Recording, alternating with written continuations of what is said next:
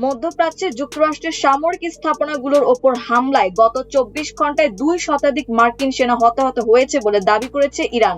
ইরানের খাতামুল আম্বিয়ার কেন্দ্রীয় সদর দপ্তরের একজন মুখপাত্র এ তথ্য জানিয়েছেন। ইরানের রাষ্ট্রীয় সম্প্রচার মাধ্যমের ওয়েবসাইট পার্স টুডের প্রকাশিত প্রতিবেদনে এ দাবি তুলে ধরা হয়েছে। মুখপাত্রের দাবি অনুযায়ী মধ্যপ্রাচ্যে অবস্থিত যুক্তরাষ্ট্রের সামরিক ঘাঁটিগুলোর উপর ধারাবাহিকভাবে ধ্বংসাত্মক হামলা চালানো হচ্ছে। এসব অভিযানে মার্কিন বাহিনীর বহু সৈন্য ও কমান্ডার হতাহত হয়েছেন এবং তাদের অবকাঠামো ও সামরিক সম্পদেরও উল্লেখযোগ্য ক্ষতি হয়েছে। তিনি দাবি করেন, মার্কিন নৌবাহিনীর ফিফথ ফ্লিটের ওপর হামলায় অন্তত 21 জন মার্কিন সেনা নিহত এবং আরো কয়েকজন আহত হয়েছেন। পাশাপাশি সংযুক্ত আরব আমিরাতে অবস্থিত আল জাফরা এয়ারবেসে হামলায় প্রায় 200 জনের মতো হতাহত হওয়ার কথা উল্লেখ করা হয়েছে।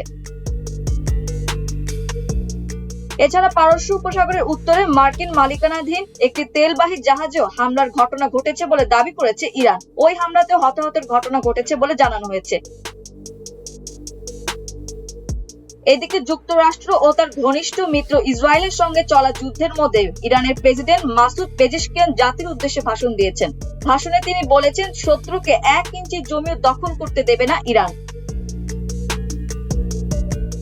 প্রেসিডেন্ট পেজেশকিয়ান বলেন, প্রতিবেশী ভ্রাতৃপ্রতিম দেশগুলোর সঙ্গে ইরান সুসম্পর্ক চায়, শত্রু দেশগুলো বিভেদ তৈরির চেষ্টা করছে। তিনি বলেন, অন্য কোনো দেশের ভূখণ্ড থেকে আসা হামলার জবাব দিতে ইরান বাধ্য আছে, তবে এর অর্থ এ নয় যে ওই নির্দিষ্ট দেশের সঙ্গে ইরানের কোনো বিরোধ রয়েছে।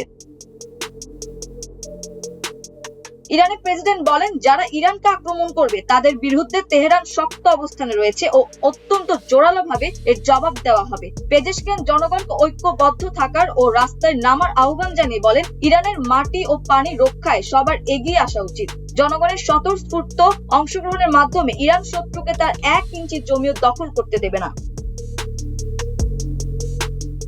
অন্যদিকে ইরানের সামরিক সক্ষমতা নিয়েও মন্তব্য করেছেন ইসলামিক রেভলিউশনারি গার্ড কর্পস আইআরজিসির এক কর্মকর্তা। দেশটির আধা সরকারি সংবাদ মাধ্যম ফার্স নিউজ এজেন্সিকে দেওয়া এক বিবৃতিতে আইআরজিসির মুখপাত্র আলী মোহাম্মদ নাইনি বলেন, ইসলামিক প্রজাতন্ত্র ইরানের সশস্ত্র বাহিনী বর্তমান গতির তীব্র যুদ্ধ অন্তত 6 মাস ধরে চালিয়ে যেতে সক্ষম। মাল্টিমিডিয়া ডেস্ক, আমার দেশ।